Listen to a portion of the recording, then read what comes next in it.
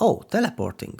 Good decision. So the teleporting consists of 3 steps. First, you press the teleporting button to start teleporting mode. At this point, 2 particle systems will appear. A big circle which indicates your teleporting area and a small purple cloud-like thing that shows your teleporting destination. After you activated teleporting mode, you can move the cloud to find the perfect teleporting destination. During that, the time is slowed down to 0.05, so you have more time to find the perfect spot without falling into spikes, or I don't know. During this phase, you cannot do anything else, like jumping or dashing. This can be achieved easily by changing the action map in the input controller. Lastly, if you found the perfect destination point, you perform the teleporting. The wizard will be teleported to this position, the particle systems will disappear, and the time will go on as it goes normally. Also, if you change your mind, you can cancel the teleporting, which works the same way, just the wizard will stay in place. I think this is a really great mechanism, and it also looks really nice. Time to finish the game. But how?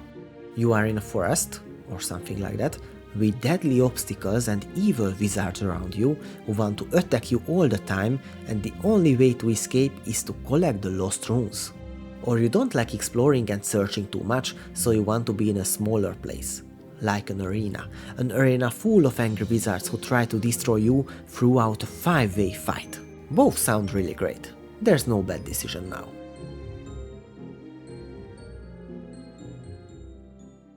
Just choose one of them. Are you afraid?